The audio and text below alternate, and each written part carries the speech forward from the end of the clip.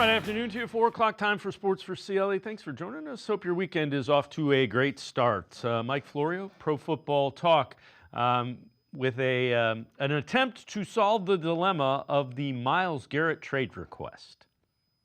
Myles Garrett came out 11 days ago and made it clear that he wants to be traded by the Cleveland Browns. And I'm not sure that the Browns are going to entertain it because it's impossible for the rational mind to predict the behaviors of the irrational, and the Browns have proven to us time and again over the years that they are owned by someone who is irrational when it comes to smart, intelligent, prudent football moves. But let's say they choose to trade Myles Garrett and not take the Mike Brown position with Carson Palmer from 11 years ago and say, basically, you can go sit on your couch eating pork rinds. We aren't doing anything. Let's say they entertain it. Here's a possibility. You call up a team that might be interested in Myles Garrett and say, we don't want to trade Myles Garrett, but we respect his wishes. We will trade Myles Garrett to you, along with or in exchange for the draft picks we want. But if you want Myles Garrett, you got to take Deshaun Watson. Well, here's the problem with that. If you do that, the Browns' dead cap would grow to $170,738,000 of a projected $272.5 million salary cap. Jack Duffin from the Orange and Brown Report, friend of the show, has done the math, and he says, while the theory of getting rid of Watson's deal is good, the math does not math. And again, trading Myles Garrett is a $36 million cap hit if you do it before June 1st, and the Deshaun Watson with all the restructures adds the rest on. It's just not a great situation. There are reports that the quarterback from Colorado, Shedeur Sanders, is reportedly QB1 on the Browns board as of now. Browns were the first team to schedule a meeting with Sanders. They'll be the first team he meets with. Andrew Berry, they are reporting, is in love with Sanders' potential, believes his skill set fits with the Browns better than that of any other quarterback in the draft. They do mention a couple of weapons. Nick Chubb is a free agent, could be back. Elijah Moore's a free agent. But Jerry Jeudy and David Njoku are definitely there. So it'll be interesting to see how all that shakes out with the draft. The San Francisco 49ers have granted Deebo Samuel the ability to find a trade. If he cannot find a trade that is acceptable to the Niners, they're expected to release him with a post-June 1st designation. Move would save $5.1 million in cap space for the 49ers. If they traded Deebo, they would lose $15 million in cap space. And remember, they have a Brock Purdy contract extension that they will have to come up with for their quarterback. The Steelers also looking for a quarterback. They are expected to be players in the Sam Darnold sweepstakes. They want a proven veteran they can trust, is the reports that are coming out relative to the Steelers. And Sam Darnold, who figures to be one of the most sought-after free agent quarterbacks in the league and likely to get a good chunk of money. Guardians have made some news, reportedly going to sign a veteran right-hander to a one-year deal. This is pending a physical. $4.5 million to Jacob Junis, 32-year-old, kind of a swingman. He can work as a starter or a reliever. Has thrown over 65 innings pitched the last 3 seasons. Giants, Brewers, and Reds. He's 42 and 45 overall. ERA over 4. But if you look at his last 2 years, starter and reliever, good deal of success. Pitched for the Brewers and Reds last year. 4-0 record, 2.69 ERA, 67 innings of work. Opponents hit just 203 against him. 2 years ago, he was 4-3 with a 3.87 ERA for the Giants, 86 innings of work. Opposition hit 269. Not a sexy signing, but again, a guy that's had a lot of success, both as a starter, long reliever, the last 2 years getting major league hitters out. Now, the other signing that the Guardians made this offseason was a relief pitcher, Paul Sewell, and he was a really good signing. A guy that was the Mariners closer when Stephen Vogt was the bullpen coach. Here's why they signed him. Last year, Emmanuel Clase saved 47 games, 50 opportunities, which is great. Rest of the Guardians bullpen, just 6 of 19 in save opportunities. Many of those relievers, first, second year in the big leagues and just didn't have the closing experience. Sewell has that. He's 34 and has recorded 4 straight double-digit save seasons since he joined the Mariners as a free agent in 2021. Combined 19 and 11, 81 saves, 3.18 ERA in 234 relief outings with the Mariners and Diamondbacks over the last 4 seasons. He's a guy that has struck out 299 and 229 innings pitched. 187 average against was great. Now last year he had neck and oblique injury stints around a career high scoreless inning streak. Went 15 2/3 from May 9th to the 30th. 11 straight save conversions over that time span. 1.13 WHIP, 232 average against. Most of his rough outings last year were when he was dealing with those injuries in July and early August. We're just trying to figure out how to get me back on the right tracks and try and make sure that we put some guardrails up so that if we have a couple bad games, we can kind of hit those guardrails and get right back on track. And last year I kind of was just rolling and kind of fell off a little bit too far and got off of the tracks. And once you're off the tracks, it's really hard to figure out how to get yourself back. And you start trying things in major league games, and it's very difficult to pitch in this league when you're worried about your mechanics or trying to fix something every 3 days. So our pitching group is fantastic. It's obviously one of the main reasons I decided to come here, and I'm excited that they saw what I felt, and we can kind of connect on that and just try to figure out exactly how to get me back into a rhythm, because when I'm going well, I'm as good as anybody. We just need to make sure that I if I stray, we catch me and we come right back. And again, a guy that can work the 8th inning, and also remember 6 of 19 save opportunities for the rest of the bullpen other than Emmanuel Clase. This is a guy that when Clase needs a night off, he will be the guy that closes, and he has done it successfully at the big league level. Also, some great news regarding Shane Bieber. Remember, he's coming back from Tommy John surgery last April. Has been thrown 120 feet. Next progression in his comeback is to throw off a mound. That will likely take place in the next week or two. Still not a firm timeline to get him back into game situations, but it is good to hear that Shane Bieber is definitely progressing along the comeback trail. Again, we'll be throwing off a mound in the next week or two. We're going to step aside, take a quick time out. Other side of the break, we are talking Browns with Garrett Bush. He is from the Ultimate Cleveland Sports Show and the Barber Shop, talking Browns on the other side of the break. Stay with us.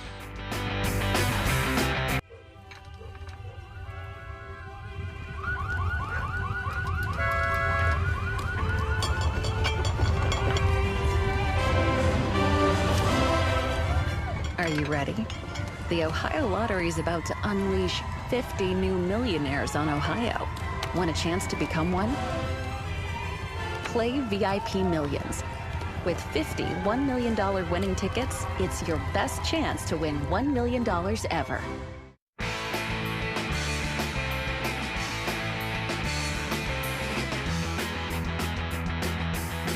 Sports4CLE continues. We turn our attention to the Browns, and in honor of this being Valentine's Day, the Browns came out with some Valentine cards that their fans could use. Yeah, you got Dustin Hopkins with the "You and I make a special team," the whole kicker.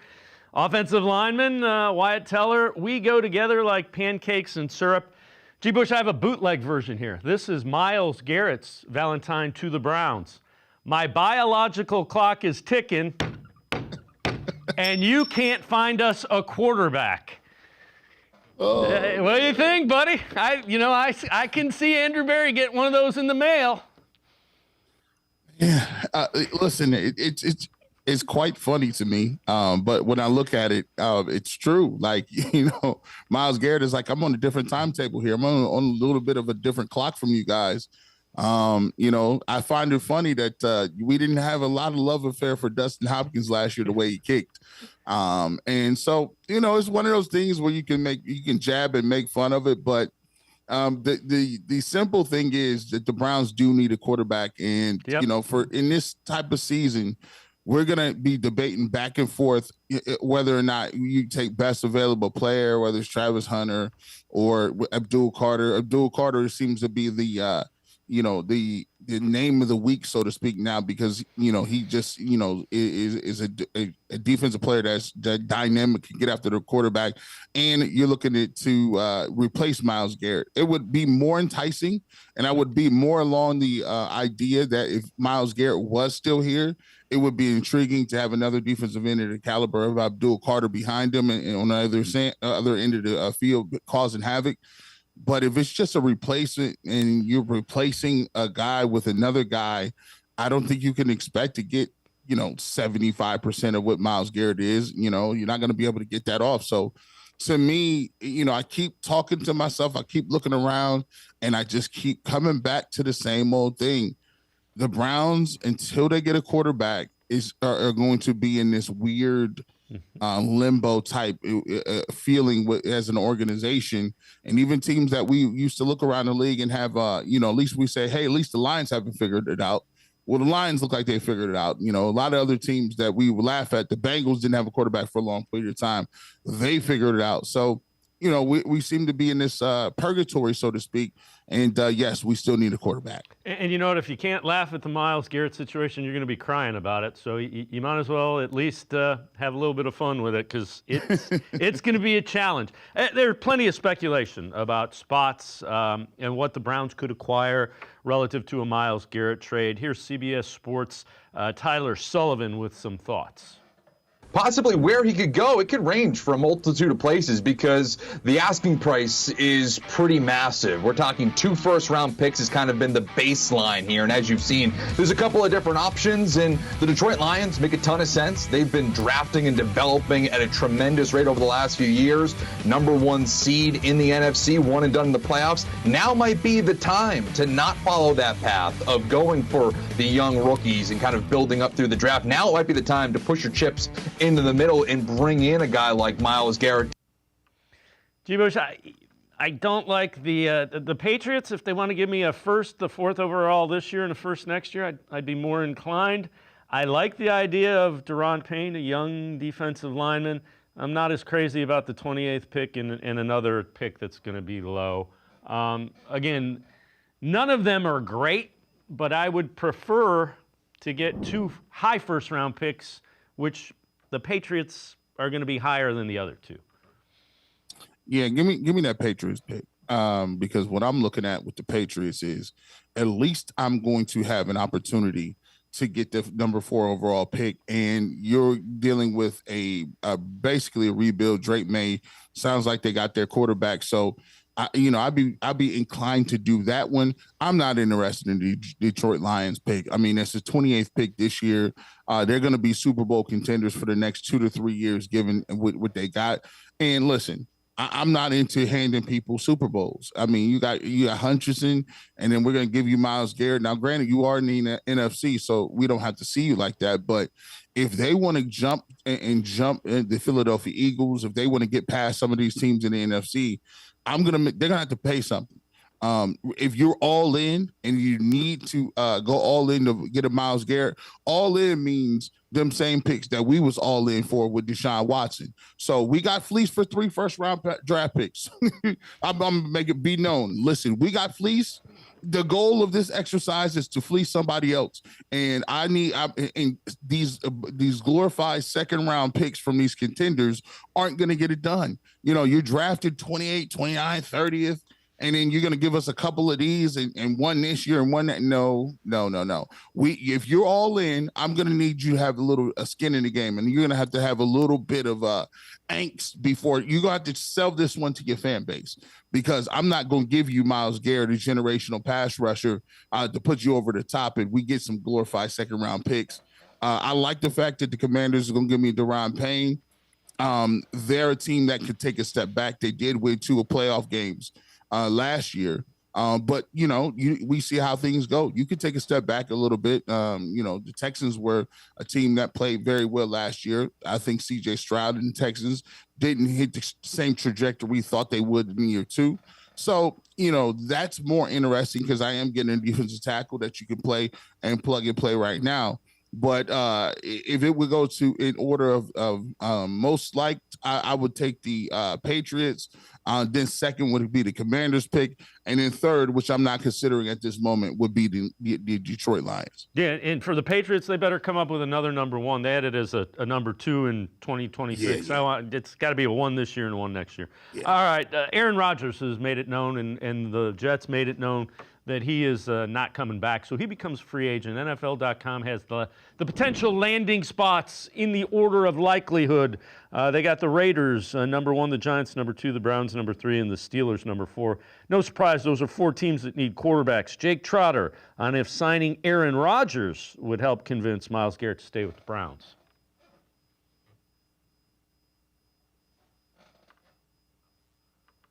Okay, so we're going to hear from ESPN's Jake Trotter on his thoughts on if the Browns go out and do sign Aaron Rodgers, and Aaron Rodgers will be a free agent, if that would appease Myles Garrett.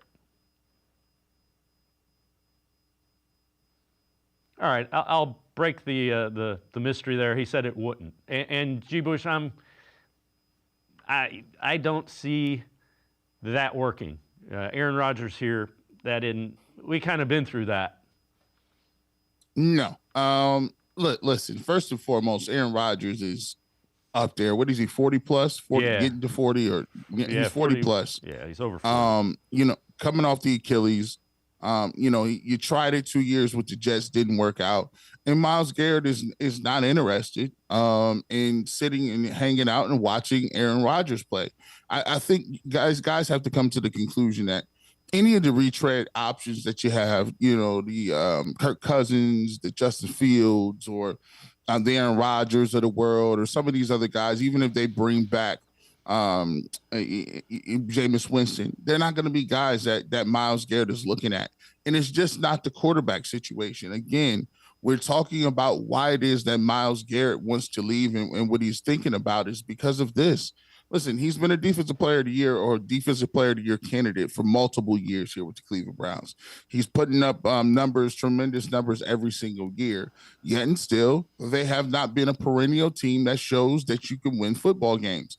And I think when you bottom out at 3 wins this year, and Myles Garrett plays all these games, he's saying, look, I've been here with 5 years with Kevin Stefanski. Some years we've been competitive. We still don't have a quarterback. Nick Chubb looks like he's on his last legs. If we take a look at what happened last year, he's coming off another injury. Offensive line is all of a sudden older and is not as effective in the run game. You've changed out offensive coordinators and swapped them out 3 or 4 times. Kevin Stefanski is back calling the plays. You don't have a clear plan what you want to do at number 2.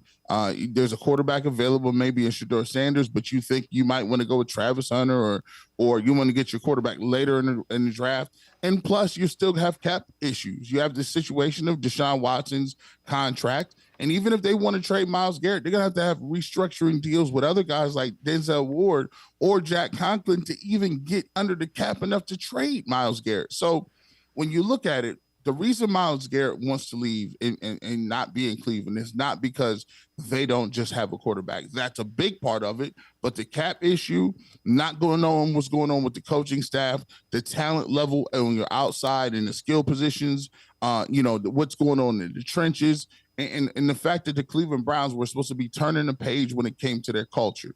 Kevin Stefanski and Andrew Berry were supposed to be turning the page so that we were like the Steelers. And the Steelers don't win 3 games. It doesn't matter who's at quarterback. It doesn't matter if it's Duck Hodges or Russell Wilson or Kenny Pickett or Justin Fields. It does not matter. Bubby Brister. They never win 3 games. But the Cleveland Browns, with Super Bowl aspirations before this season, won 3 games and is drafting number 2. That tells you after you've already gone through a rebuild in which you went 0-16. Let's not forget, Myles Garrett was on the team when they went 0-16. He's not here for that. He's just listen. He's on another stage of his career where your body gets hurt, it's injured, you're tired. You got to put in that much work to get to where you need to go just to be able to put your body in position to play.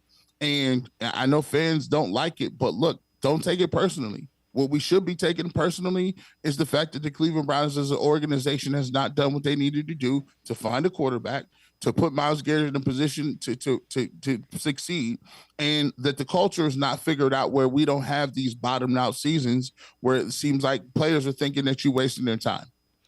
All right, before we go to break, when you look at this draft and offseason, Andrew Berry, the moves he makes, what moves do you think would tell you he's in it for the long term? And I'll ask you the obvious flip side of that is, what terms do you think he makes and you go, man, he's trying to save it so he's back next year, the year after next?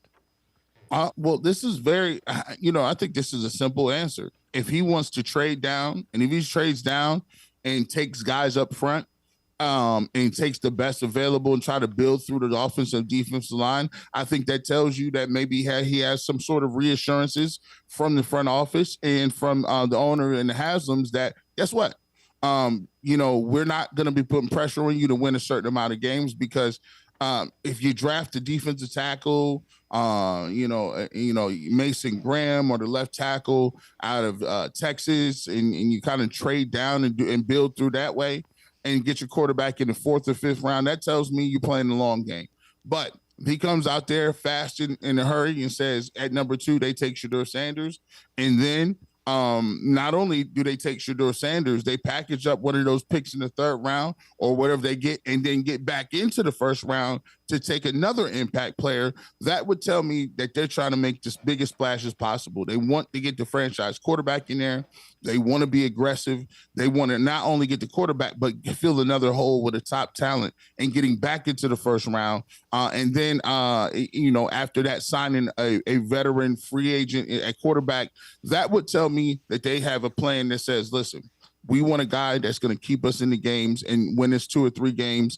And then what we pivot to is a guy that can really, mentor a guy like Shedeur Sanders or Cam Ward if he falls to number 2.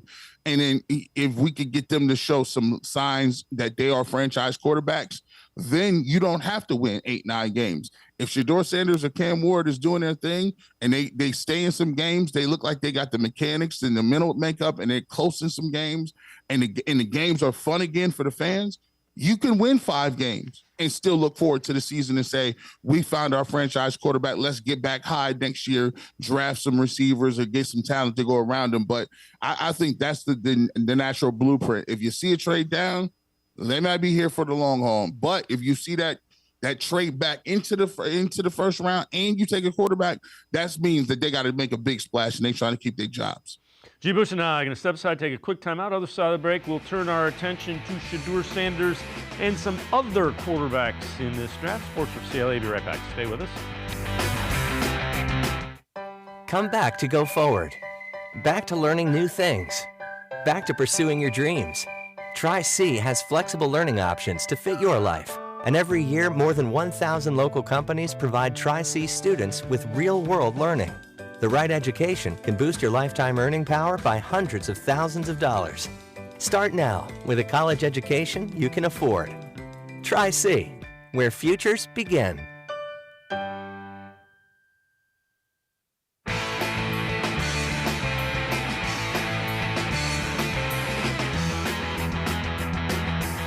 We continue talking Browns with Garrett Bush from the Ultimate Cleveland Sports Show and the Barbershop. Chase Daniel, former NFL quarterback, looking at film of Shedeur Sanders, telling us what he sees from a quarterback's eyes. I'm going to dig into Shedeur Sanders' film.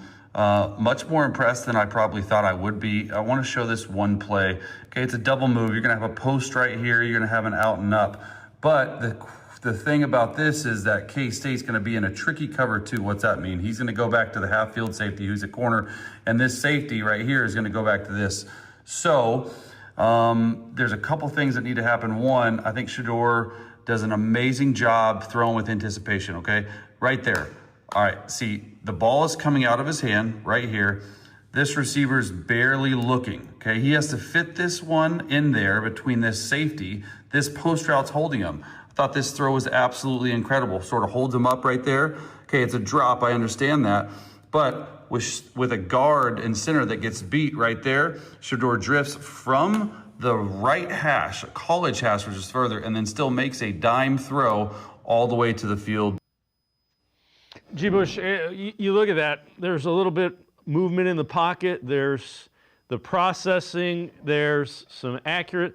There's a lot of things that you heard are really good, and that ended up as an incompletion. Yeah, listen, I'll give Chase Daniel credit because I had to even check myself on this.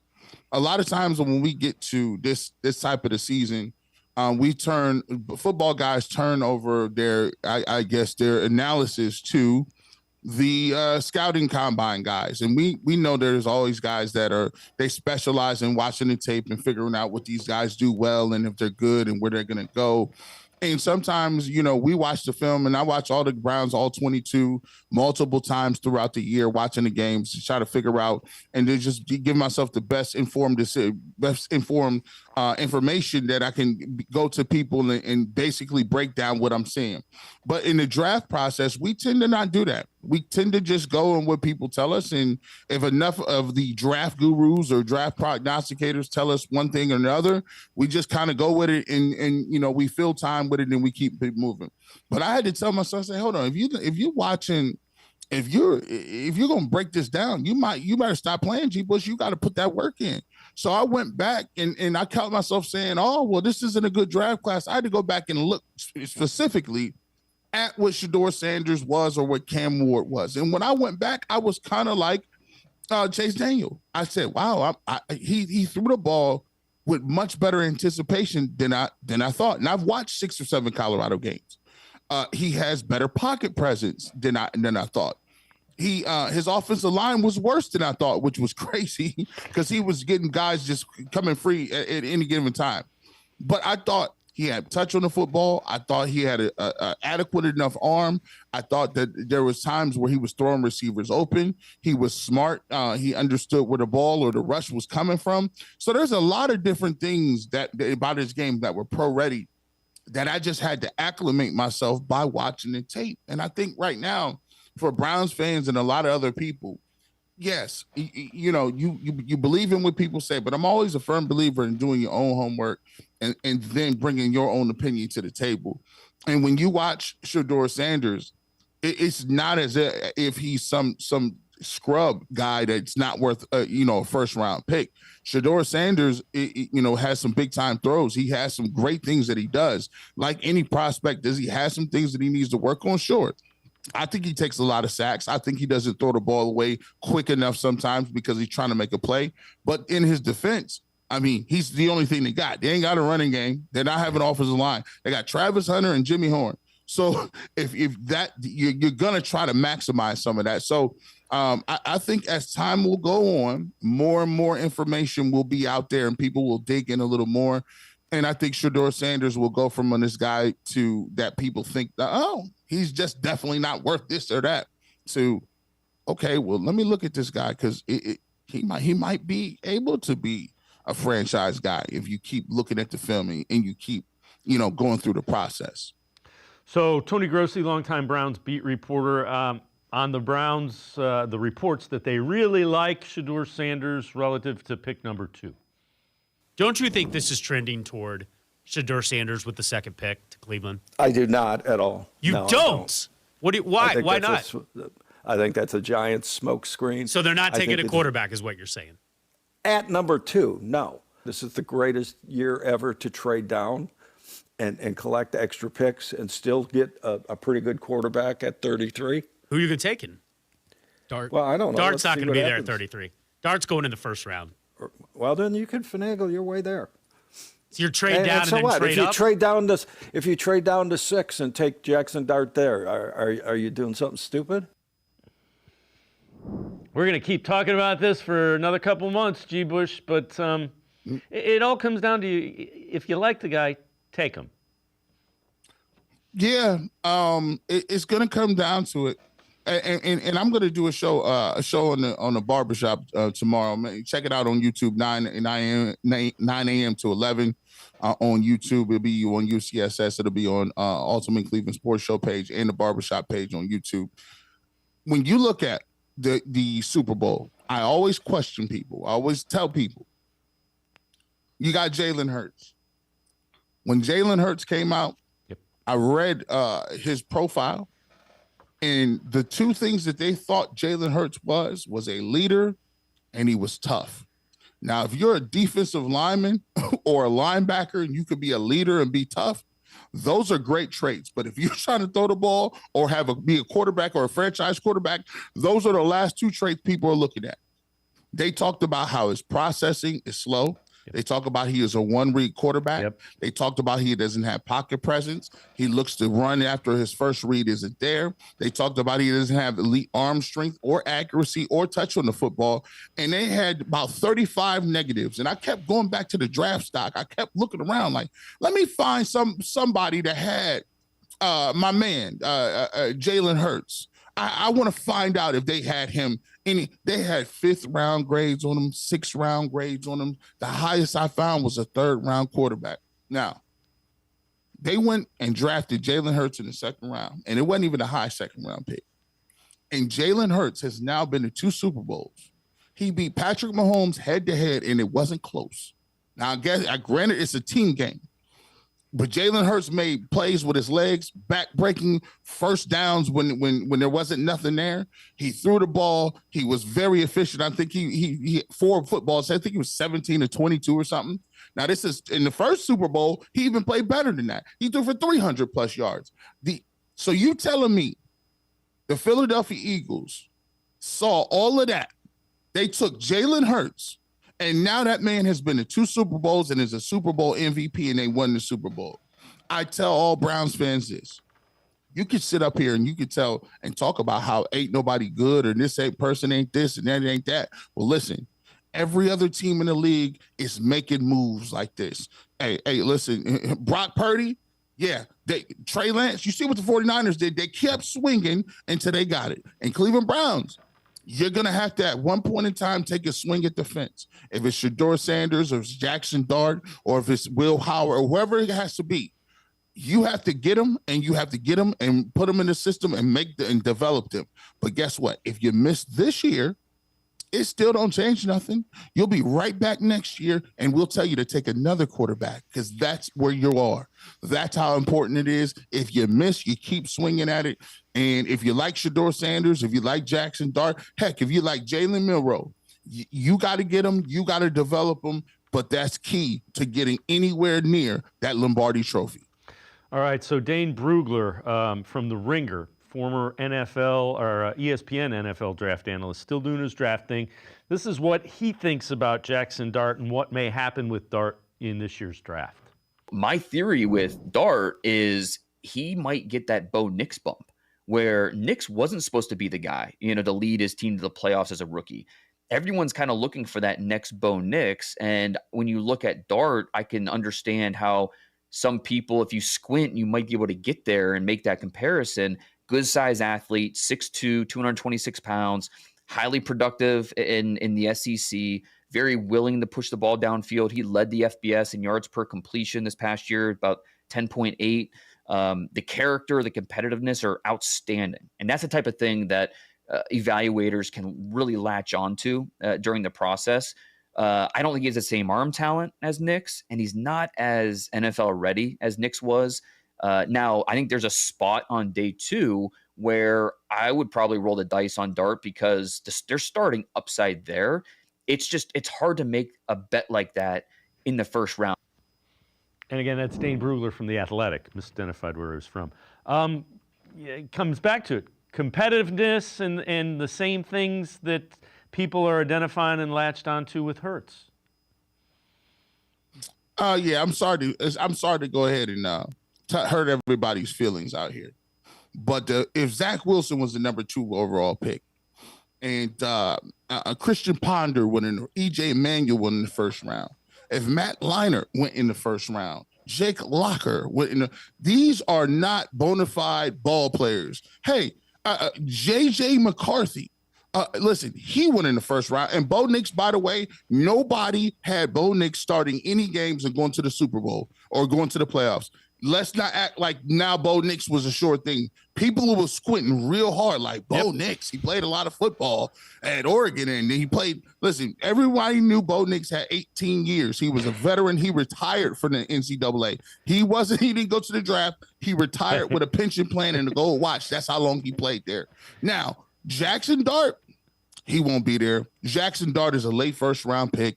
You think teams like the Pittsburgh Steelers are going to go over it? Listen, the teams that need a quarterback, you think that they're going to just wash over Jaxson? No, he is a first-round pick. So if the Browns decide that they don't like Shedeur Sanders or they don't like a guy like Cam Ward, Jaxson Dart is gone. And I'm going to tell you, Jalen Milroe, because of the Jalen Hurts rule, Jalen Hurts was not as good as Jalen Milroe, and is not the athlete. Jalen Hurts is going to cause a lot of people that was medium tier to get overdrafted, including one of his former alumni, Jalen Milroe, because out of the two Jalens, it's not even comparable. One of them is electric Lamar Jackson-esque, and another one is still good athlete and Jalen Hurts, but is a much improved passer. So if you think you're going to be getting these guys in the third round, you're not going to sniff a Jalen Milroe. You're not even going to get Jaxson Dart. I believe Jaxson Dart is going to be a first-round pick by the time everything is said and done. G. Bush, as always, great stuff. Appreciate the time and the insight. Thanks very much, G. Bush. Appreciate you. G. Bush, you can catch him, Ultimate Cleveland Sports Show, 11 to 1. You can also catch him on the Barbershop. Make sure you check him out tomorrow, talking about Jalen Hurts. We're going to step aside, take a quick timeout. Other side of the break, Dalton Wasserman, PFF data analyst, co-host of the College Football Show. Straight ahead, we continue talking draft on Sports4CLE.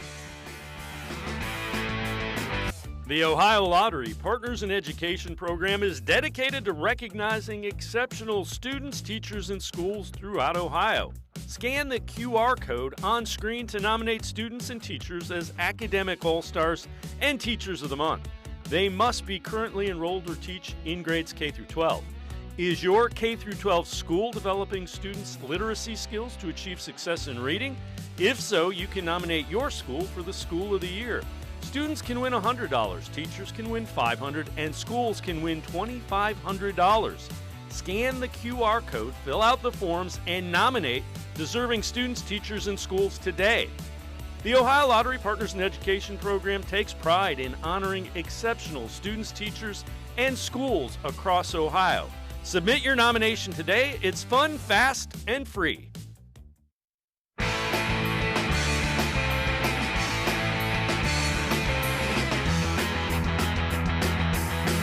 We continue talking Browns on Sports4CLE. Let's head to the voicemail of Truth and Reason.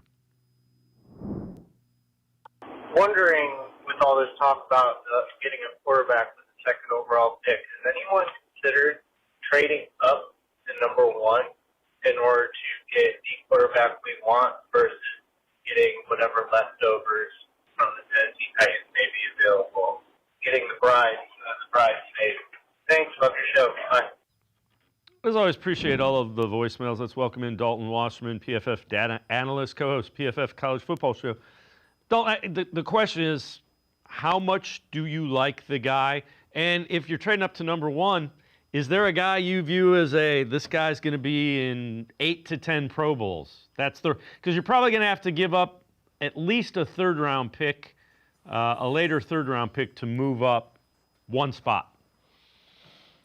Yeah, I don't know that there's a guy that in this class that you would consider among, say, the top three from last year when you were talking about Caleb Williams, Drake May, and Jaden Daniels. But the two that stand out are Shedeur Sanders from Colorado and Cam Ward from Miami. If you were going to make a move like that, or even if you were going to take one second overall, it would certainly be one of those two guys. But I don't think I would consider trading up. I think there's even been rumors that teams are unsure of even if the Titans are going to take a quarterback at number one overall. So I don't know that it's really worth the gamble and that one of these prospects is going to jump out for the Browns to make a move like that. I'm also not sure that they're going to take a quarterback at all because I don't really think their roster is built for a rookie quarterback to succeed in the near future anyway. So if it was me, I would either take another elite player for the Browns, say a Travis Hunter or an Abdul Carter if he's there, or I would really think about trading down and seeing if some other teams want that second overall slot. All right, so you've written an article, and we'll go through it. High risk, high reward draft prospects in the 2025 NFL draft, and we broke them down. You had 10 of them. We broke them 5 and 5. So you got Simmons, offensive lineman from Ohio State, Morrison from Notre Dame, Mykal Williams from Georgia, Tuamalo, and then Ariante Ezri from Minnesota. Of those guys, who do you think has the highest ceiling and is likely to reach it, I guess? I think it's probably Mykal Williams that has the highest ceiling if a team can develop him into an elite pass rusher, right? Because what he is right now is an extremely well-built guy. He's got a prototypical frame, 6'5", somewhere in the 270s, is extremely strong. He's going to be a good run defender in the NFL. And really the question is, how high do you take him based on how well you can develop him as a pass rusher? Because there's a ton of other good run defenders in this draft class on the defensive line that you can get in the mid-rounds, right? But if you think you can develop Williams into an elite pass rusher, you could be talking about an elite two-way player. The problem is we haven't seen that level of pass rush production from him in 3 years at Georgia. So it's really going to be a matter of how much a team thinks they can develop him, or are they taking a high floor run defender maybe later in the first round? All right, so the other 5 of those high risk, high rewards guys. Walker, linebacker from Georgia, Savion Williams, wide receiver from TCU, Cameron Williams. Then you got a couple of quarterbacks that Browns fans we've talked about these guys a lot. Jalen Milroe, Jaxson Dart.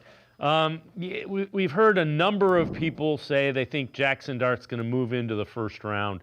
When you see Dart, what do you see? And take us through Milroe as well.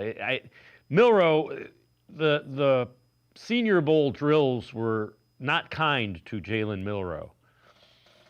Yeah, I think we'll start with Dart, and he's a guy who's moving up to QB3 on a lot of people's boards, but I do think there are some flaws to his game, right? It's a very simple kind of college vertically oriented offense that he ran down there at Ole Miss, right? A nearly 12-yard average depth of target. Only one quarterback in the NFL ran that average depth of target this past year, and that was Anthony Richardson, and we know how much he struggled. It's not that he's as erratic as Richardson, but when you saw him play against better defenses that could take away the deep ball that was so critical to Ole Miss success, that's when Dart started to struggle and having to manufacture first downs consistently against better defenses. So is he talented? Is he athletic? Absolutely. Is there a long way to go? I think mentally, especially in his development as a prospect, yeah, I think so. So it's going to be a lot of, it's a lot of a development question with Dart as well. And then Milroe, like you mentioned, didn't have a great showing at the Senior Bowl. He's clearly the most athletic quarterback in this class. He's an elite runner.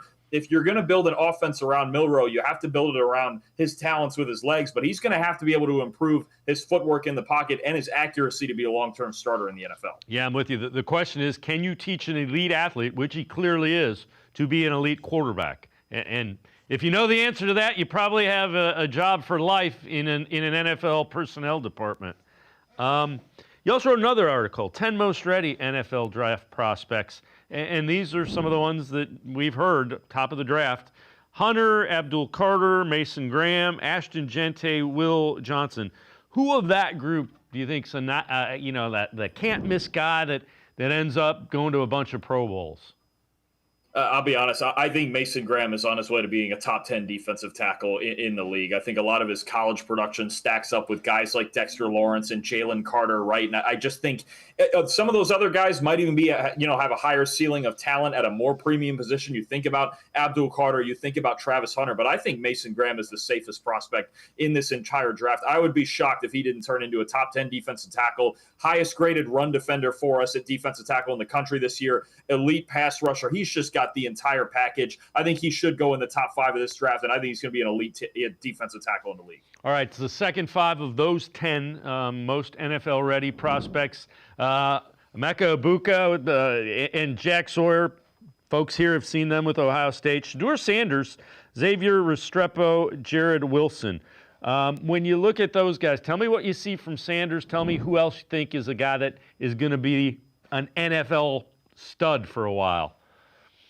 So I do think Sanders, for me, he's QB1. I know for a lot of people it's Cam Ward, and I understand it completely. They have slightly different talent, but they're about equal talent. I just love his accuracy, his poise in the pocket. I know there's times, we talk about he takes too many sacks and he's got to step up more often, but he was playing on a team that had no balance at all and really asked him to do everything. But his mechanics are flawless. His accuracy is awesome, and I think he sees the field like an NFL quarterback already. I think you're getting a ready-made starter. Maybe he's not of the elite talents of guys like Caleb Williams and Jaden Daniels last year physically, but he can improvise a little bit. I love the way his mind processes the game. If I was looking at another guy, I would look right at the top there at a receiver in Emeka Egbuka from Ohio State. He's another one. I don't know if he's on the talent level of, say, of a Justin Jefferson or a guy like that, but it feels like he's going to be a rock-solid 1,000-yard receiver who gives high effort as a blocker. And like we saw at Ohio State, somebody you can move around the formation and really use as a chess piece in any way that you want to, a lot in the same way that the Rams have done with Cooper Kupp in recent years, right before now he's looking like he's going to get traded or even released. So I could see him as a sensible replacement there. There's several other teams. I think Egbuka is just a nice guy to have in your offense that can do a lot of different things. All right, we've talked about it, and we know the quarterback class viewed as thin. Who's an under-the-radar guy in this quarterback class that you think could end up being a pretty good NFL quarterback? Now, I probably wouldn't take him before the third round, but he is the third-ranked quarterback on my board, and that's Will Howard from Ohio State. And I think it's a testament to what Chip Kelly did with him and how he developed him all this season after coming from a place in Kansas State that didn't have a whole lot of drop-back passing in their offense. The fact that Will Howard this year went to Ohio State, played like a top 10 quarterback. Ryan Day said it himself. He's very accurate when his feet are set. He's athletic enough to play in the NFL. He's tough as nails. And I thought the fact that he came out down the stretch and played most of his best football games in those playoff games, and actually the Notre Dame game, the national championship game, that was the highest graded game for us in his career. So he showed up in big moments, and he ran NFL concepts under Chip Kelly. I wouldn't even be shocked to see Chip Kelly and the Raiders take him with one of their 2 early third-round picks. I think Will Howard's gotten himself in that third, fourth-round discussion. He could be a functionally good quarterback in the NFL with some time to develop. All right, so Todd McShay used to be ESPN's NFL draft analyst. Now he is on the Ringer. Talking about North Carolina running back Amaron Hampton. What do you see with Hampton? And here's what Todd McShay has to say about him. Omarion Hampton is absolutely, without question, undoubtedly the second best running back in this class behind Ashton Jeanty. And there probably should be a little bit more of a discussion about he's not that far off. Jeanty's the number one guy. I get Omarion Hampton is an absolute freak. I think Omarion Hampton is special. When I start stacking the tape, there's a difference. He does it all. And what's interesting here, the conversations have been about some of these other backs, the Scadaboos, the Harveys, the Martinezes. Those are the conversations I'm having with scouts. But Hampton's kind of like flying under the radar a little bit. And I don't know why. I don't know why. Yeah. And a lot of times when guys are flying under the radar and no one's talking about it, it's because they just don't want a lot of attention. No one wants you to know. Yeah. But when you're talking about guys who will transcend, who will just work, who can be the workhorse, I think Jeanty and Hampton are clearly the most complete backs in this class. All right, so I got a little ahead of myself. What do you see when you look at Hampton? No, I think Todd's got it a lot right there with Hampton. I have him as the second best back on my board as well. And you're talking about a guy who's, first of all, is a physical sledgehammer. He's been near the top of our list in yards after contact the last 2 years, and he's got really good speed. I'd expect him to easily run a 4.4. I don't know if he'll hit a 4.3 at his size, but as big as he is, a 4.4 is still really good. And you're just talking about a guy who hits it over and over and over, and he's so physical, and he leans on defenses. Now, I don't really have anybody close in the discussion of RB1 with Ashton Jeanty. I think he's in his own category, could go top 10 in the draft, but I have Hampton as the second best back also. And if you want a guy on all 3 downs, really, who could give you that big physical presence, I think even some of these cold weather teams, you're talking about trying to hit that guy in the playoffs, come December and January, it's going to be really tough. I think he's a workhorse back and a guy, if somebody took him in the mid to late 20s, say even a Minnesota at 24, I could see it, right? I think he's a legitimate starting back in the NFL, and he's a guy you can give a lot of touches to early in his career. Who do you think somebody in the third or fourth round, that's where I'm guessing the Browns look at it, that could be a multi-year starter, could be a really good running back in the NFL? Deep class, but who are some guys that third, fourth round range that you really like? Man, there's so many good ones, Dave. I mean, you talk about Dylan Sampson, just a workhorse from Tennessee who carried that offense for a lot of the year. Devin Neal's a really good compact player from Kansas who's tough to tackle. And then I think there's even a lot of good role players later on. I think Brashard Smith, a guy from SMU, more of a role player, complimentary back, really good receiver, has got electric feet. You look at Damian Martinez as kind of a James Conner type physical presence out of Miami this year. There's so many guys. I think you're even going to see teams that you might not think need another running back, but they're going to take one in the middle rounds of this draft just because they're so talented. So there's all different flavors. There's all different types of talents. I think about even R.J. Harvey, who was mentioned there from UCF's got really good vision. He's a good one. I think they're going to have their pick of the litter come round 3 and 4, and I won't be shocked to see him come out with one or even two of these guys. Dalton Wasserman, as always, great stuff. Appreciate the time and the insight. Thanks very much, Dalton. Appreciate you as always, Dave. Thank you. Dalton Wasserman, make sure you check him out. He is a PFF data analyst for Pro Football Focus, also co-host of the college football show on PFF. We're going to continue talking running backs. Lance Reisland from the Plain Dealer, cleveland.com, will have a film breakdown video analysis of some of those draft-eligible running backs. That's straight ahead on Sports4CLE. Stay with us. Full Court Action is a half-hour devoted exclusively to men's and women's basketball from across the Mid-American Conference. Hello, everybody. I'm Dave Bacon. Join me at 6:30 Tuesday nights, and we'll meet the coaches and players from the Mid-American Conference who are making an impact in basketball. Full Court Action will spotlight the top plays and performances from all across the Mid-American Conference, with some historical action as well. Catch Full Court Action Tuesday nights at 6:30 on Rock Entertainment Sports Network.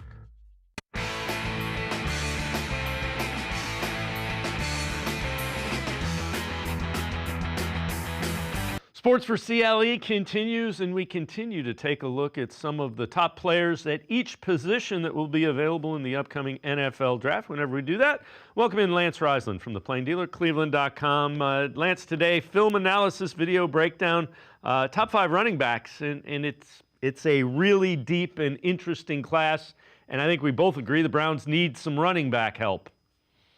Well, it's interesting because the Browns are now, with Kevin Stefanski being back and having the keys to the car here, per se, they're going to need some depth at running back, especially if they're going to run the ball and get back to that power run game. I know they're going to need some offensive linemen, they're going to need some other things, but the offensive line is going to play better because they're going to go back to what they do really well and the reason they were drafted and the reason they were really good in Stefanski's offense. But they got to find some help. They got to get some depth. They don't know what's going on with their tailback situation moving forward and the depth and the injury, et cetera. So they're going to have to add some depth there. This is a really deep draft at running back. And so the first one that we're going to take a look at, and I know you like him a lot, Travion Henderson, Ohio State. So Buckeye fans recognize the name, and the more you hear NFL scouting people talk about this guy, the more they like him. Well, Henderson's my number one guy. So you're going to see here, this is the touchdown against Texas. What he does is he's extremely patient. So each of these guys kind of have a tell what they're really, really good at. He is so explosive. So he's very patient. He understands defenses. He's really good in the pass game. He pass protects very well. He had some injury issues, but when you watch him on film, he is so good in the big games. Over and over and over, he makes big runs, explosive plays. He never gets caught. He's my number one guy on the board simply because of his versatility. He doesn't take a lot of hits, and I think that's important at the NFL level because of the size of those guys. You only have so much tread on those tires. Obviously having some injuries, being with Junkins, he hasn't, had a lot of tread. He's been able to rest a little bit. That's going to help him as his NFL career starts. Really, really high on him. He's on number one on my board by a lot. I think he's going to be an outstanding pro. And he could be a guy that ends up second, third round, early third round. So it'll be interesting to see. The one thing that, as more and more people look at him, his blitz pickup is what a lot of guys comment on, and how good it is, makes him a 3-down back in the NFL. Well, yeah, what he does, people always talk about these guys will stick their nose in there. These guys at these major college places, they'll stick their nose. It's understanding who's coming. Are you picking up a backer? Are you picking up an end? That's the key in all these different pass protections is you have different responsibilities based on the front, based on who's coming. Is a strong safety? Are you going to be hot? Sometimes you're not blocking that guy, and you got to get out, to make yourself available for the quarterback. He understands that all well, and then he obviously when he has to block, he's very, very tough. He's a very complete back. And I agree with you. That pass protection is huge at the NFL level. So the second guy we're going to talk about, Ashton Jeanty. A lot of people think he could end up going mid-first round. I've seen some comps to LaDainian Tomlinson written by NFL.com, guys. What do you like about him? What do you see with Jeanty? Well, Genti could be the best running back in the league. So you're going to see here, his contact balance is my favorite thing. He broke a ton of tackles at Boise State, played really big. He is an absolute freak, strength, balance. Like I said, each guy kind of has a thing for me. For me, it's contact balance. His ability to make jump cuts, stay vertical, have great speed when he's running the ball. He's outstanding, and he is the only thing, the reason I have Henderson above him is just a simple fact. He almost runs too violent. People say, how can you be too violent at the NFL level? Well, those are a lot of hits. He's going to take a lot of hits at the NFL level, and it's a lot different getting hit on Sundays than it is on Saturdays. So he'll have to learn to kind of avoid a little bit of contact. Will not be surprised if he's the best running back coming in this draft. He's outstanding. All the recognition he gets is very well deserved. His contact balance is as good as any I've seen in the last couple of years.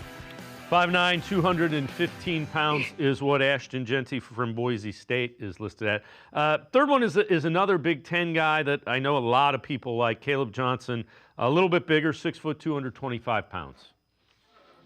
Well, the first thing you're going to see here is it's a zone play. So Iowa's known for their zone. Obviously, Kevin Stefanski is going to go back to that wide zone counter. A couple things you really like about Caleb Johnson. First of all, he's downhill. So when you talk about what his number one trait is, he's downhill both in the run game, zone run game, and in the gap scheme.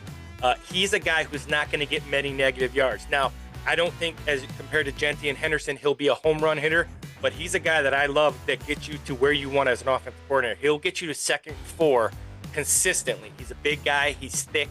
He's got a very strong lower body. Again, all the measurables, these top 5-10 guys, they all have them. But if you look at what I really like about him is he gets vertical quick.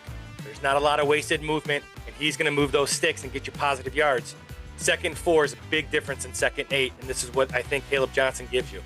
And again, the bigger body at 225. So again, physical running back. This guy, the next guy we're talking about from Kansas, Devin Neal, is a guy that you look at some mock drafts, have the Browns looking at him 3rd, 4th round. What do you see with Neal that you like?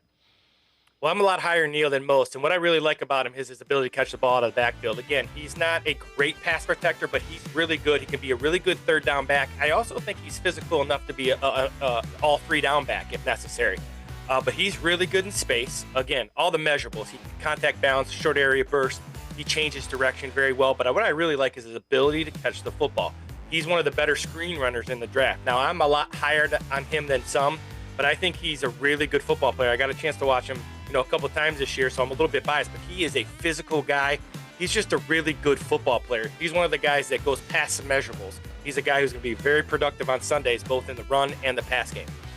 All right, the 5th and final running back that we will look at, Omarion Hampton, North Carolina, 6 foot, again, a little bit bigger, 220 pounds. What do you see with Hampton? Well, he's another guy, very well-rounded, very good. You're going to see him right here. He puts that foot in the ground. You're going to see as this play goes over and over, you're going to see it around the 30-yard line. He's going to put that foot in the ground, which is very big on zone run scheme. So you're going to see that right foot go in the ground. That's huge at the NFL level. There can't be a lot of wasted movement at the NFL level. You have to see the hole, and you have to explode through it. And what I like about him, very comparable to me, to Caleb Johnson. He gets downhill very quick. He's good in both the zone and the gap schemes. He catches the ball very well. Being a little bit bigger body, a little thicker in the lower half. He's very good in pass protection. He's been very well coached at North Carolina. This is a guy that has a ton of upside. A lot of people have him 1, 2, or 3. I think these top 5 guys, in fact, I think the top 20 guys are all going to have a chance to be successful NFL guys.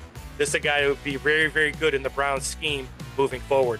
The other thing is the success some of the rookie running backs have had, even in the 2nd, 3rd, and 4th rounds recently. I wouldn't be surprised if the Browns take 2 of them. If you're going back to the Kevin Stefanski run scheme, you probably want a 1 and a 1A. Your 1A is probably Jerome Ford. But I think they need a guy that can, like you said, Jerome Ford takes too many 0, 1-yard gains. You got to be 2nd and 6, 2nd and 5, especially when you're trying to improve the quarterback play. Well, the thing that's going to be interesting, first of all, is Nick Chubb. If there's one guy, I know he's on the down end. Nothing helps a quarterback, especially if you're in that transition than a run game. A quarterback who is 2nd 4 and a coordinator who's 2nd 4 is a lot more successful than coordinator and running quarterbacks who are at 2nd and 8. So the Browns have to continuously get guys up front. Now, like I said, I think the offensive line is going to get better because they're going to go back to more gap, more power, more weak side zone. So there's a lot of things that tell me that the Browns, as bad as they were this year, they have some opportunity here to get better quickly. And we'll have a pretty good idea. And I think they take a running back 3rd or 4th round, and they have a lot of picks in the 6th and 7th round. And we talked about how deep this is. They may take a younger guy that they see as a developmental guy late in the draft. And if you think back to last year, Andrew Berry is always looking at it 2-3 years out. The reason they may not have drafted a running back last year, in addition to what they liked, because they knew this is a deep year for running backs in the draft. Well, 2 things. First of all, Andrew Berry gets a lot of, he's taken a lot of heat, but he has some Alex Wright. Some of these guys that he has, drafted, they're going to have some success in that developmental role. I think, that they need running back. They need, it's a very deep running back class. They need maybe an edge guy, obviously with the Myles Garrett situation, very deep defensive line class. If they're going to go back to more 12 or 13 personnel, they need more tight ends. It's a very deep tight end class. So there's going to be some really good guys that may have been first and second day guys who are going to move down to third day guys just because of the depth.